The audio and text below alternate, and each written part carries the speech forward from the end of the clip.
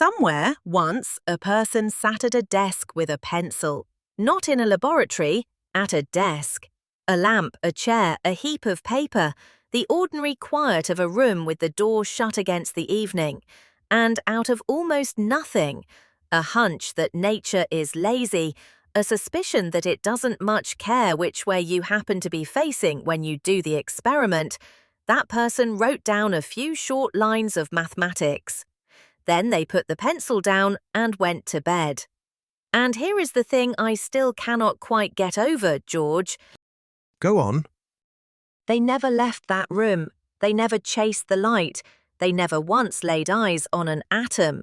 And yet those few lines they wrote that evening turned out to describe light that would not reach anyone for ages, matter no eye would ever see, and stars that would not be born for 1 billion years after the hand that wrote them was long gone to dust. A few marks on a page, and the universe, out there in all that dark, quietly went along with them. That's the thing that should not be true, and is. Someone sits in a small room with the cheapest tool there is and copies down a sentence. And the sentence turns out to be one the cosmos was already speaking, long before there was anyone in any room to hear it. The stars didn't ask our permission first. They didn't wait to see what got written. They just already happened to be doing exactly what the pencil said they would. How does that happen, though?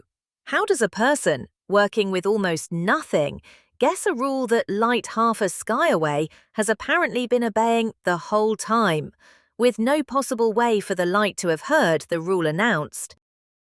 It didn't need to hear it announced. That's the part that unsettles me most, every time.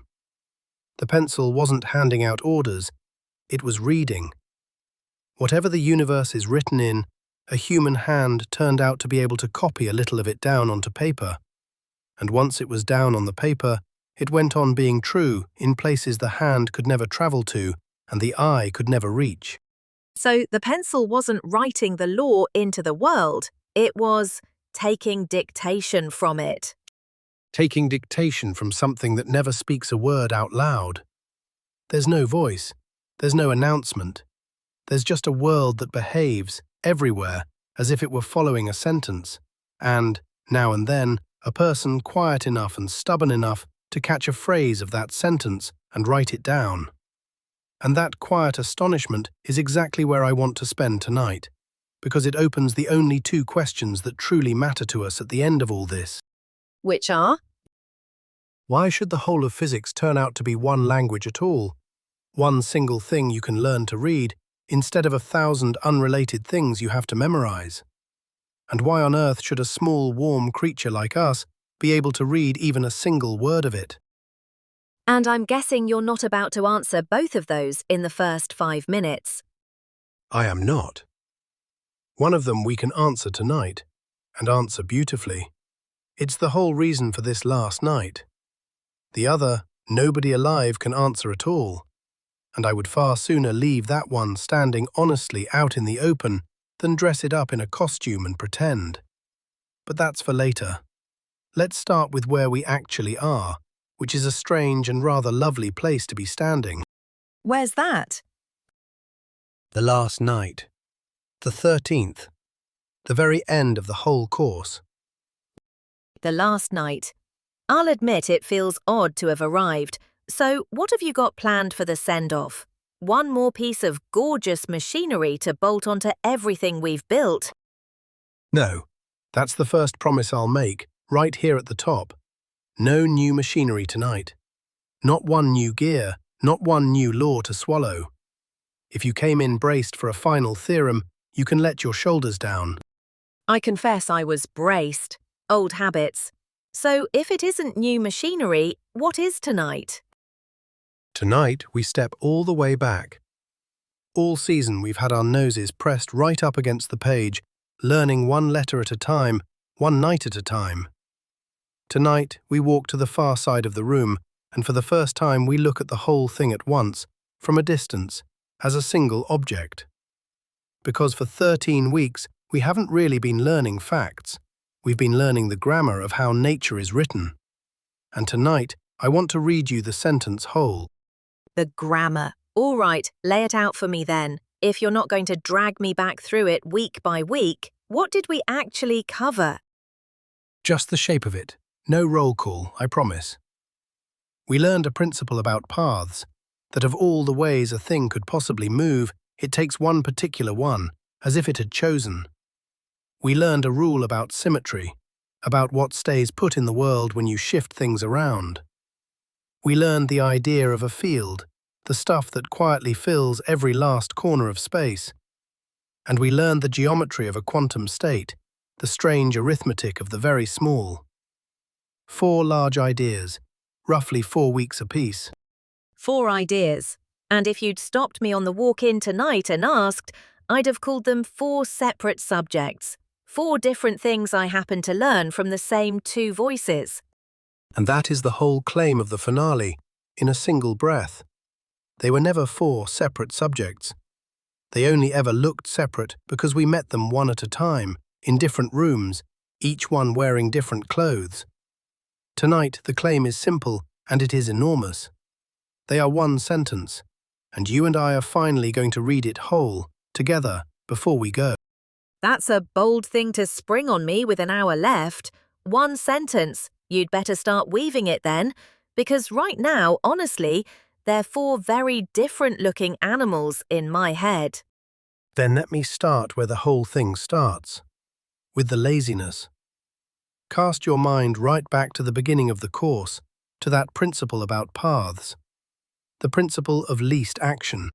The lazy universe. Nature taking the most economical route it can find. I remember it, and I remember thinking at the time it sounded almost too cute to be a serious foundation for anything. It's the least cute idea in all of physics once you see what it's quietly carrying. Here's the shape of it, stripped right down. Watch anything at all move. A thrown stone arcing over a wall, a planet swinging round its star, a ball rolling to the bottom of a bowl. Of all the countless paths it could have taken to get from here to there, it takes exactly one. And there is a single quantity. The people who first wrote it down cleanly were Lagrange, and after him Hamilton. A single quantity, called the action, that the true path makes as small and as settled as it possibly can. As though nature, faced with every option laid out in front of it, quietly added them all up and picked the most frugal. Frugal in what, though?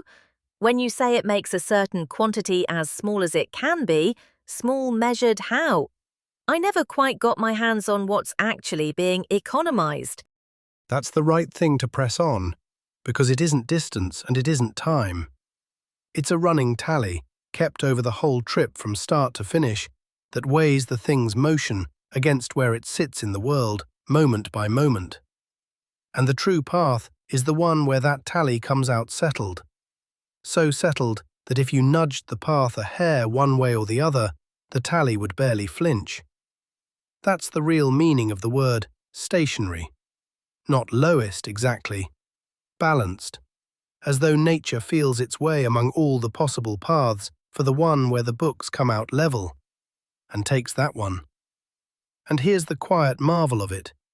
This single accountant's instinct, once you write it down properly, is enough to give you back every motion you already knew. The fall, the arc, the orbit, without ever once mentioning force. And that was week 2. One topic fairly early on among all the others. And that is precisely what I want to overturn for you tonight. It was never merely week 2's topic. It was the shape of everything that came afterward. Take that one idea seriously, that nature moves so as to make a certain quantity stationary, and the rest of physics does not politely sit down beside it as a neighbor. It grows straight out of it. Think of it as a trunk, and everything else in the whole season as branches off that one trunk. Say more about grows out of, because I want to feel it rather than just nod at it. In my memory, those later weeks felt like genuinely new country, not like branches off anything. They felt new because each of them arrives dressed up as its own separate discovery. That's the trick of it. And there's a running joke among physicists about exactly this, that every so often someone triumphantly discovers some fresh new corner of nature, plants a flag in it, names a whole new field of study after themselves, and then looks down and finds that least action was already standing there in the corner, arms folded, having got there first, tapping its foot and waiting for them to arrive. The universe's most patient idea, always there before you, holding the door. Always holding the door. And the marvelous thing is that once you've caught it holding the door in one place, you cannot stop seeing it hold the door everywhere else. That's the one thread we're going to follow tonight. A single thread, right through everything the whole season built. So let me tug on it and show you where it goes first. Please, trunk, then first branch. Where does the first branch come off? The first branch is the one I think may be the most beautiful single thing in all of physics, and it belongs to Noether. Symmetry and the conservation laws that fall out of it.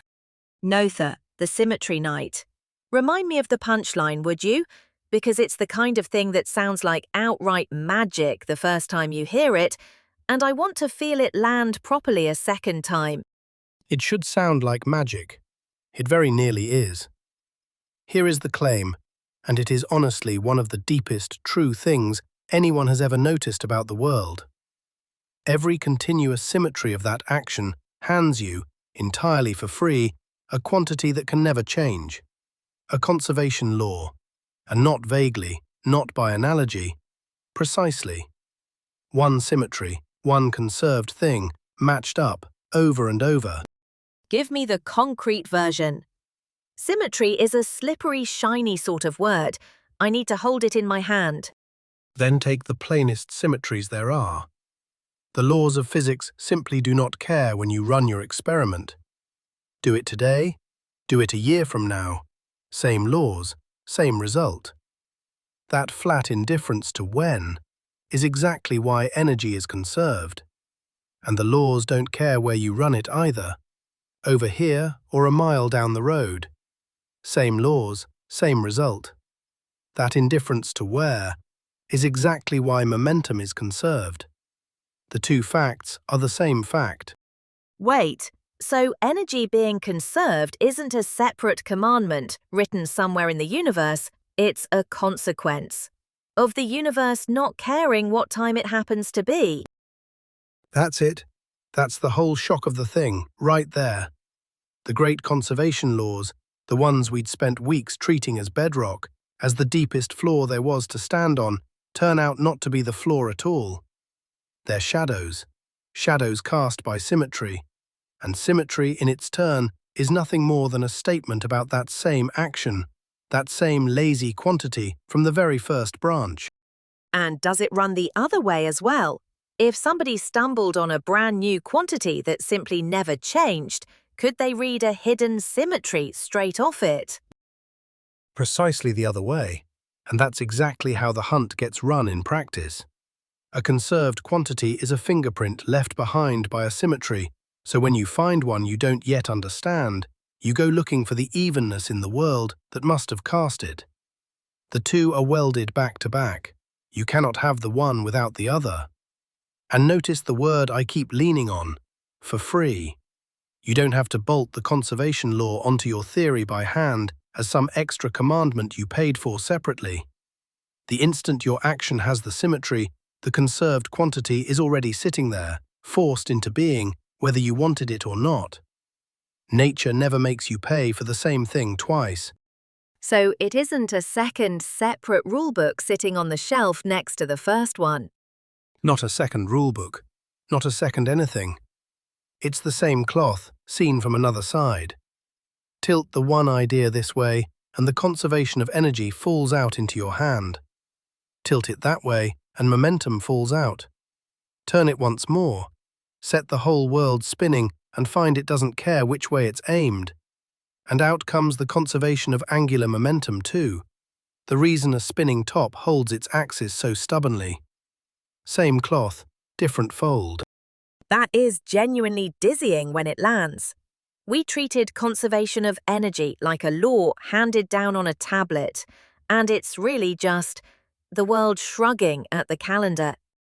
The world shrugging at the calendar. I may have to steal that one from you. But yes, exactly that. The commandments turned out to be echoes of something far simpler underneath them. And something simpler underneath is quietly going to be the theme of the entire night. Every single time we thought we'd stumbled onto a brand new law, what we'd actually found was a new face of an old one. All right, trunk, then the symmetry branch. Where does the next branch come off the tree? Here, the whole picture of the world quietly changes shape underneath you. This is the fields, and the name to hang on this branch is Maxwell. Fields. The idea that space isn't really empty at all. The idea that space is never, anywhere, truly empty. For a long, long while, the working picture was little hard particles rattling around in a great nothing, marbles loose in an enormous empty shoebox. And the season, week by week, quietly took that picture apart. The truer picture is that reality is filled, everywhere, corner to corner, with fields, with things that have some value at every single point in space, whether anything's there or not. And the particles we'd been imagining as the marbles. Go on. I remember this being the week that turned my stomach over a little. The particles are ripples in the fields. Not little stones sitting in the emptiness, little disturbances running through the very stuff that fills it. A particle is a stirring in a field, the way a wave is a stirring in the sea. There is no marble underneath, there's only the sea and the shapes that the sea is able to make in itself. And here's where I brace for the next new rulebook. A whole new kind of thing, filling all of space.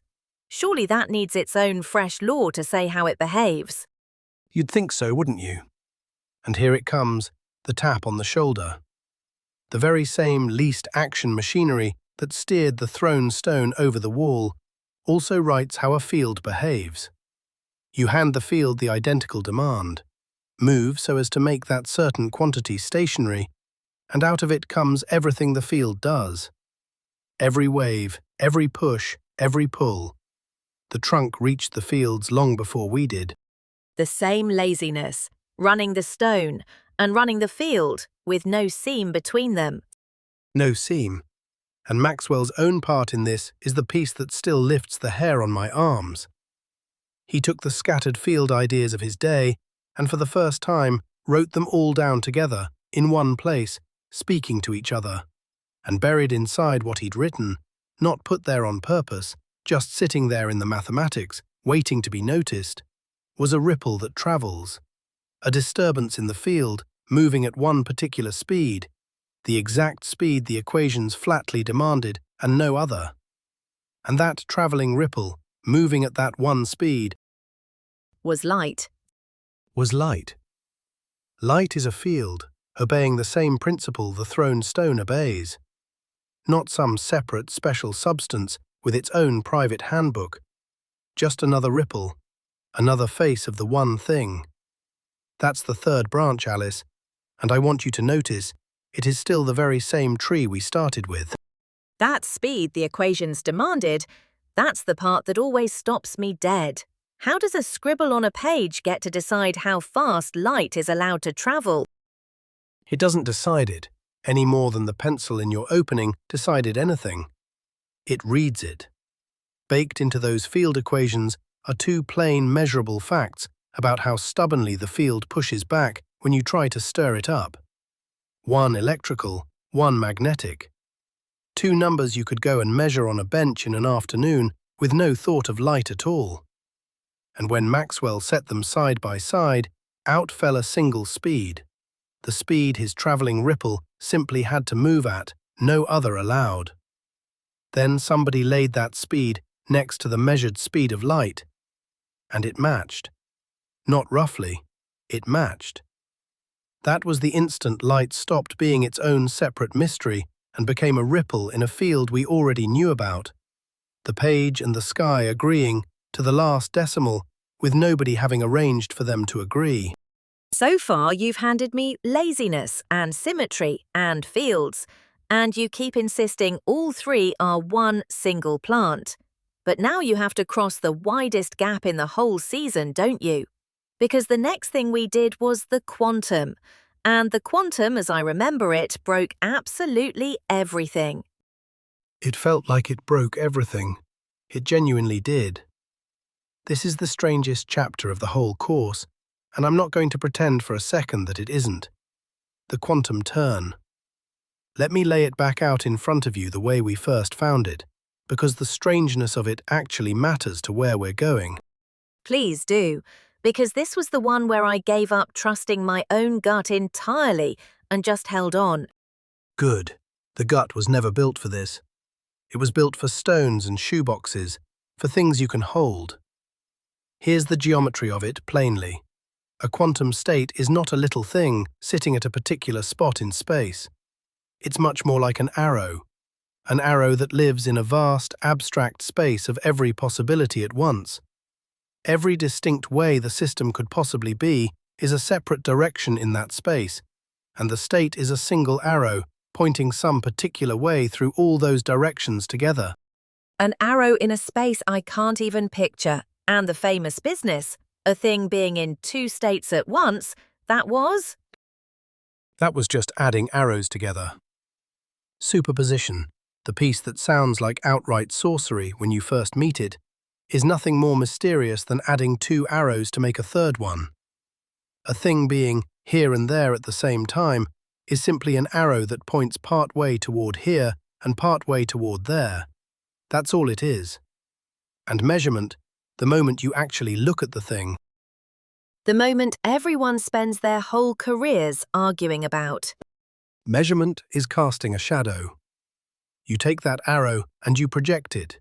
You look at how much of it happens to lie along the particular direction you chose to ask about. That's the act of looking in one image.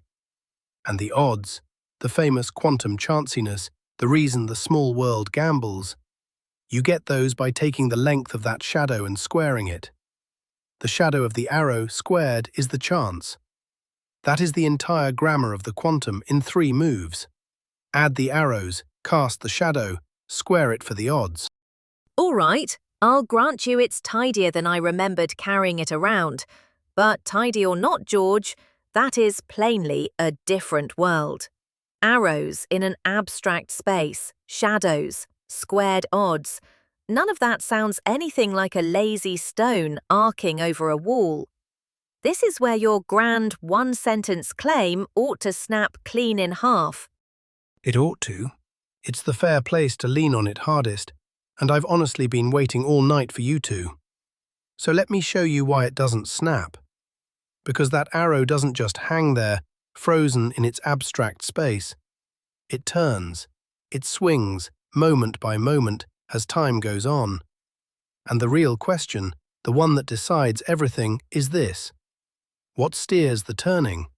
What decides how the arrow of a quantum state swings from one instant to the very next? I have a horrible feeling I know where this is going. Tell me it isn't. It's the energy function, the very same one.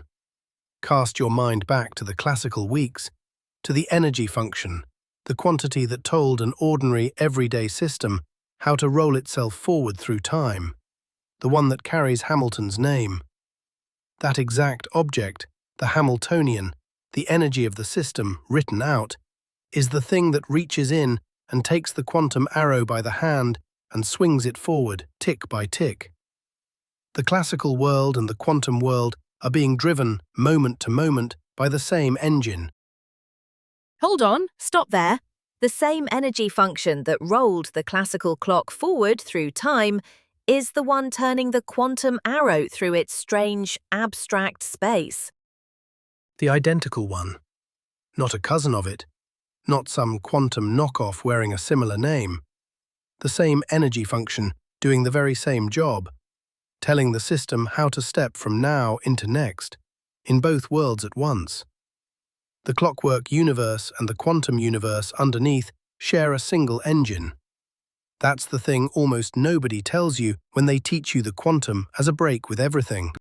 But the stone and the arrow behave nothing alike. One rolls along a path, the other swings through some abstract space I can't even picture. How can one and the same energy function be steering both of them? Because it's the same object doing the same job with a different verb. Think of the energy function as a set of standing instructions that says, given how the system is right now, here is how it must change in the very next instant. In the everyday world, how it is means where things sit and how fast they're moving, and the instruction rolls them forward along a path. In the quantum world, how it is means which way the arrow points, and the very same instruction turns the arrow forward instead. Same energy written out, same handle turned. It just happens to act on a position in the one world and on an arrow in the other. So the quantum never threw the old engine out and fitted a stranger in its place. It kept the engine and only changed what the engine was pushing. That is genuinely not what I expected the quantum to have in its pocket. Not that. Nobody does the first time they meet it. And it runs deeper still, if you'll let me risk one more layer of it. Carefully, no new machinery, just a way of seeing. There's a way of looking at the quantum which we owe in large part to Feynman, where a particle getting from here to there doesn't take one path at all. In a sense, it tries all of them. Every possible route, all at once, each single route carrying a little arrow that turns as it travels along. Every path at once, each with its own turning arrow. And how much each little arrow turns as it goes, don't you dare tell me. You already know. It's set by the action. The same lazy quantity from the very first branch of the whole tree. And here's what happens when you add up all those turning arrows over all those countless paths. Almost everywhere, they point every which way and cancel each other out into nothing. A great democratic mess of arrows all disagreeing. Except right around one path, the frugal one, the lazy one. There and only there, the arrows all fall into line and reinforce each other. So the single economical path of the classical world isn't overthrown by the quantum at all. It's what's left standing. After all the other arrows cancel each other out. It's what's left standing. Least action isn't a rule the quantum breaks. It's a rule the quantum produces. The thread we first pulled on back in week 2, with nothing but a thrown stone and a hunch about laziness, runs unbroken all the way down into the very heart of the quantum and comes out the far side still in one piece. Even the weirdness, even the arrows and the shadows and the gambling odds. Every bit of it written in the same hand as the stone. I need a moment to sit with that, because I walked in tonight quite certain that the quantum was the place where your neat story finally fell apart. And you've just told me it's the place the story reaches the deepest. It's the place I'd point to first, if you only ever let me point to one. Take your moment. It's earned. All right, I've had it. Now do the thing you've been building toward all night, George. Stand all the way back and say it whole. Then here it is. Stand all the way back with me and look at the 4 of them side by side. Least action, nature's plain laziness, symmetry and the conservation laws that fall straight out of it, fields and their ripples with light itself among them, and the geometry of the quantum state. 4 things we met in 4 different rooms across 4 sets of weeks, each with its own name and its own strangeness. 4 subjects. Not 4 subjects, 4 faces. 4 faces of one single mathematical structure. There is one thing underneath all of it, one way of writing the whole world out of a lazy quantity, the symmetries that quantity has, and the states a system is allowed to be in, and least action, and conservation, and fields, and the quantum are simply what that one thing looks like when you walk around it and view it from 4 different angles. One structure, wearing 4 faces the whole time. And here's the part that lifts it up out of being a tidy filing system and makes it something worth a whole last night. Learn that one structure, learn the language once, properly, and it reads the entire library. mechanics, light, matter, the quantum and beyond. You don't learn 4 things, and then a 5th, and then a 6th, on and on forever until you die exhausted. You learn the grammar one time, and after that, every new chapter you ever open is just a new sentence in a language you already speak fluently. Reads the whole library, but does it really? Or does it just read the 4 books you happen to set down in front of me this season?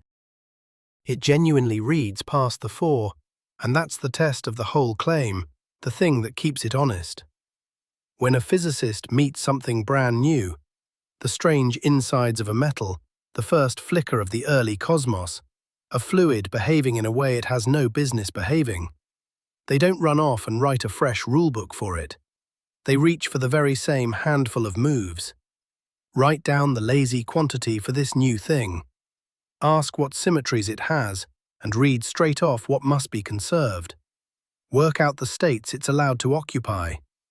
Then turn the same handle you've been turning all season, and the new thing gives up its secrets in the same grammar as the stone and the light. That is what I mean when I say it reads the library. One training, and shelf after shelf that nobody ever explicitly taught you falls open in your hands anyway. So the real joke of the whole course, the punchline you've been sitting on, straight-faced, for 13 entire weeks, is that it was the same 4 ideas the whole time, just wearing a different hat every single week. The same small handful of ideas in a fresh hat every week, and me keeping an absolutely straight face while I introduced each one as though you'd never in your life clapped eyes on it before. Yes, that is the joke. And it also happens to be the single most serious thing I know about the world. And that's what you actually meant all season, every time you said first principles. I kept quietly assuming a first principle was just a fancier, heavier formula. That's what nearly everyone assumes it is. But it was never a longer list of formulas to be memorized and dreaded. It was the exact opposite of a list. It was the single deep grammar sitting underneath every formula there has ever been. The thing that, the moment you truly have it, makes the list itself unnecessary. That's the whole secret hidden inside the phrase. Not more to remember. Less. But the right less. The right less. One structure and the whole library just falls open in your lap. Honestly, George, if you'd told me that on the very first night, I'd have laughed you out of the room. And you should have, on the first night. You hadn't earned the belief yet. It hadn't been paid for. It only means something now, sitting here, because you've watched it actually happen, with your own eyes, 4 separate times. That's the whole difference between being handed a punchline and arriving at one on your own 2 feet. So that's the summit then. Everything is one thing. We planted the flag. We can pack up and go home. Ah, no, not quite yet. Because standing right on the summit is exactly the spot where you finally get the view. And the view from up here includes a question. A question that's been hiding, quietly, behind every single answer we've handed you all season long. And I have to be honest with you about it, because it's the deepest thing in the whole night, and we cannot answer it. Not tonight. Not anyone. Not yet. Now that is a turn. We spend 13 weeks answering things, one after another, and the grand reveal of the finale is a question you flatly can't answer. The grand reveal of the finale is the question that everything else has been standing in front of, blocking from view, the entire time. Here it is. Why does any of this work at all? Why is the universe written in mathematics in the first place? And, stranger still, why in mathematics simple enough that a person at an ordinary desk, with nothing but a pencil, could actually find it and copy it down? It didn't have to be that way, I suppose. The universe could have been… what, exactly? Just complicated. Complicated all the way down, with no tidy grammar hiding underneath any of it at all. It could have been a lawless mess. It could have obeyed rules so hopelessly tangled that no mind, however patient, could ever hold even a corner of them. There was no promise, written anywhere, that reality would turn out to be the sort of thing a human hand could copy. And yet, over and over and over, it is. And here is the piece that keeps people genuinely awake at night. Time and time again, someone invents a piece of mathematics purely for its own sake, for its beauty, as a kind of game, with no thought whatsoever of the real world. And then, decades on, sometimes centuries on, nature turns out to have been quietly using that exact piece the whole time. Wait, that actually happens. Somebody doodles some pure mathematics for the sheer fun of it, and later the universe gets caught red-handed already using the thing. Again and again and again. Mathematics dreamed up in a room with the curtains drawn, about nothing in particular, purely to please the person dreaming it, and it turns out to be precisely the language nature was already speaking, out there in the dark, before the dreamer was ever born. As though we keep quietly cutting keys for the private pleasure of cutting them, and then keep wandering out into the world and finding the doors they open. Give me a for instance, pure mathematics that later turned out to be nature's own. No names, I know, but the shape of one. Take the study of curved surfaces. For a long while, it was a purely abstract game, mathematicians asking what it could even mean for a space itself to be bent, with no flat sheet underneath it holding it up, purely because the question was beautiful to them. No use for it, no thought of the sky at all. It sat on a shelf for a generation. And then, when Einstein went looking for a language for gravity, for space and time themselves curving around a star, the language was already there, finished, waiting. Cut, it turned out, for a lock nobody had known existed when they cut it. Or take the abstract arithmetic of symmetry, worked out for its own sake as a kind of game with pure structure, and then found, much later, to be exactly the thing that sorts the particles into their families. Time and again, the tool gets made first, for love of making it, and the job it was secretly the perfect tool for only turns up long afterward. And the reason for that, the reason the keys keep fitting is… Nobody knows. I'm sorry, after all of this, 13 weeks, the whole grand unity, one structure, 4 faces, the library that reads itself, and the deepest question of the entire lot, the one about why any of it works, the honest answer is, nobody has the faintest idea. Nobody has the faintest idea, and I flatly refuse to pretend otherwise, even to hand you a more satisfying last night. This is not a riddle I'm about to quietly solve for you in the final act with a flourish. It's a genuine, open, standing astonishment, the deepest unanswered question there is, crouched down out of sight behind all the answered ones. Why the world yields to mathematics at all, and why the mathematics it yields to is gentle enough for a creature like us to reach up and take hold of it. And you won't hand me a reason, not even a nice-sounding one to fall asleep on. Especially not a nice-sounding one. Those are the most dangerous kind. You'll hear people say the universe simply is mathematics, all the way down, and so of course it obeys it, no mystery at all. But that's a belief, Alice, a way of looking at things. It isn't a fact anyone has ever shown, and I'd be lying to you on the last night if I dressed it up as the answer. So I'm going to do the harder thing instead, and just leave it standing there, honestly, as wonder. The one door in the whole house we've walked through together that we never got to open, and that nobody has. There's something almost thrilling in that, though, when I let it settle. That the very biggest question isn't out at the far frontier, where you'd expect to find it. It's underneath the floorboards of everything we already think we understand. Underneath the floorboards of the understood. That's exactly where it's been living the whole time. Every answer we own is standing squarely on top of a question nobody can answer. And somehow, maddeningly, the answers go on working anyway. We're rather like people who've learned to read fluently, out loud, beautifully, in a language whose very existence no one can explain. All right, before you get too lyrical on me and float off entirely, I want to hold you to something you promised me at the very start of the season.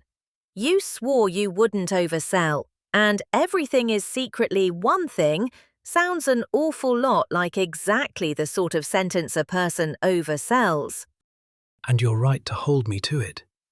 This is the very moment I could most easily cheat you. So let me carefully not. This unity is real. It is astonishing.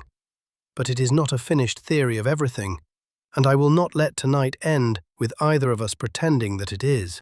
So there are seams. In the one seamless fabric you've spent all night selling me. There are seams, and the biggest one runs like this. We hold two deepest descriptions of the world. One is the quantum, the grammar of the very small, the arrows and the shadows and the odds. The other is our finest picture of gravity, of space and time themselves, bending and flowing. The one Einstein gave us, the grammar of the very large. Each one, on its own, is magnificent. Each has been tested to the hilt and never once caught out. And the two of them do not yet fully speak the same dialect. The two deepest things we know about reality, and they don't quite get on with each other. Not yet. Push the two of them into the same small room, down where something is both unthinkably tiny and unthinkably heavy at the very same instant, and they begin to contradict each other outright. Joining them cleanly into one single language is unfinished work. Genuinely, honestly unfinished. Nobody has written that sentence down, not on any desk, with any pencil, anywhere, so far. And why gravity of all of them? We folded the other forces into the quantum picture well enough over the season. Why does that one in particular dig its heels in? Because gravity, right down in its bones, isn't quite like the others. Our deepest picture of it says gravity isn't a force shoving things around inside space at all. It's the gentle bending of space and time themselves, a smooth, flowing stage with no seams anywhere in it. And the quantum wants the exact opposite of that. It wants everything, underneath, to be a little grainy, a little restless, never quite willing to hold perfectly still. So when you ask that smooth, flowing stage to also be grainy and jittery, when you push the two pictures into one room and make them share it, they don't quarrel politely. They start shouting straight past each other, and the mathematics throws its hands up. Every other force let us write a quantum version of itself, more or less gracefully. Gravity, so far, simply refuses to be written that way, and nobody yet knows the words that would let the smooth and the grainy sit down and speak softly to each other. So the fabric is one, but with a tear running through it that you can't yet mend. The fabric is one as far as we can see. That's the honest phrasing, and every word of it is doing real work. As far as we can see. And the plain truth, the one I promised you all season, is that we cannot yet see all of it. There's more of the cloth running on, out past where our eyes can reach. And you're telling me that deliberately, on the last night, when you could so easily have just handed me the clean, triumphant version and let me leave happy. Deliberately. Because the admission isn't a letdown. It's the exact thing that keeps the whole enterprise alive and breathing. A finished theory of everything would be a closed book, a trophy on a shelf. What we actually have is an open one, still being written, with its best pages very possibly not yet turned. And I'd far rather hand you the open book than the trophy.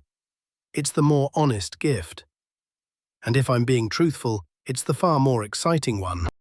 Then do one last thing with me before we start saying our goodbyes, George. Not a march back through every single week. Please, I don't want the recap, spare me. Just look back with me. Once, all the way to the very first night. What were we even asking back at the start? Back at the start, we sat down together, you and I told you the whole of physics fits on a napkin. A small handful of ideas few enough to hold in one hand. And you, quite reasonably, half suspected I was selling you something over the counter. Because the question we opened the entire course with was, what could the language of nature even mean? And the honest fear sitting underneath that question was that it meant nothing grand at all. That physics was, deep down, just a pile. A great intimidating heap of unrelated formulas to be crammed and dreaded. One for springs, one for light, one for atoms. And that the language of nature was only a pretty phrase somebody had draped over the top of a filing cabinet to make it sound less frightening. I remember the fear precisely, that it would all turn out to be a stack of disconnected things I'd have to memorize and pass, and then quietly forget. And look where the two of us have ended up standing tonight. It was never a pile. There was no filing cabinet. It was one language the entire time, and tonight, sitting right here, you can read a little of it. Actually read it, off the page, in the original. That is the distance we came together. From, is this just a heap of formulas I have to survive, all the way to, no, it's one sentence, and here is roughly how it goes. One language, all along, and we simply couldn't see it, at the start, because we only ever had one word of it in front of us at a time. One word at a time, in separate rooms, and of course it looked like a heap. Any pile of single words does. That's exactly how far we came. And, in the very same breath, because I promised you honesty right to the end, how much of the page is still completely unread? We can read a little, only a little. The rest of the sentence runs straight off the edge of anything anyone can see. A little of it. That's a humbler ending than I'd braced myself for, from a season finale. It's the true one, though, and it's the one worth having. But here's the part I actually want you to sit inside for a moment, quietly, before we go. Because it's the most astonishing single fact I know, and it is so easy to walk straight past it without stopping. Go on, I'm sitting. We are made of the very stuff we've been studying. All season, every night. The atoms, the fields, the ripples running through them. That isn't some distant lecture topic held safely at arm's length. That's your own hands, right now, holding whatever it is you're holding. We are arrangements of matter that somehow, against every reasonable expectation, woke up and turned themselves around to ask what matter is. We are atoms that learn to ask what atoms are. The part of the universe that turns around and reads itself. The part of the universe that turns around and reads itself. And that creature, nothing more in the end than a particular arrangement of the same particles as the rock and the star and the empty dark. That creature can pick up a pencil in a quiet room with the door shut against the evening and write down in a few short lines how light moves and how the stars burn and how the ground holds it up. We don't get to read the whole book, nowhere close. Not in one life, not in 1,000. But we get to read a page of the universe's own language. And that we can read even a single word of it is, to me, still the most astonishing thing there is. It's almost too much to hold in one hand, that the reader and the thing being read are cut from the very same cloth. And they truly are. Every atom in the pencil and in the hand that holds the pencil was forged in the same furnaces as the stars the hand is writing about. Cooked inside old suns, flung out, gathered up again over ages into a person. So when a creature like that sits down and writes how a star burns, it isn't a stranger describing a stranger. It's the same material, come all the way round in one great slow circle, having its first proper look at itself. The universe took an unthinkable stretch of time and grew, in one small corner of itself, a part that could turn around and read the rest of it. And it built that reader out of the very same few rules it had used to build everything the reader would ever read. That's the quietest symmetry of the whole night, if you want one. The describer and the described made of one single thing. A page. Out of a book we will never ever finish. And somehow that lands as a gift rather than a shortfall. It's the whole gift. Not that we know everything. Measured against what's actually out there, we know very nearly nothing at all. But that a small, warm, short-lived creature, made of the stuff, got to sit down and read even one page of how the stuff behaves. That's not a little thing dressed up to look like a big one. That really is exactly as big as it feels sitting here. Which brings us, I suppose, round to the part I've quietly been dreading all night, the actual goodbye. Because we have come to the end of it, George, the whole season, all 13 weeks of it, and there's someone who came the entire way with us. The someone who matters most of all. Whoever you are, listening on a long walk, or standing at the sink with your sleeves pushed up, or lying in the dark with the light already switched off, you gave us 13 weeks of your attention, which is the one thing not a single one of us ever gets any more of once it's been spent. You let two voices walk you, week after week, through the deepest grammar there is. Thank you, truly. Neither of us takes that lightly, not for a second. We really, genuinely don't.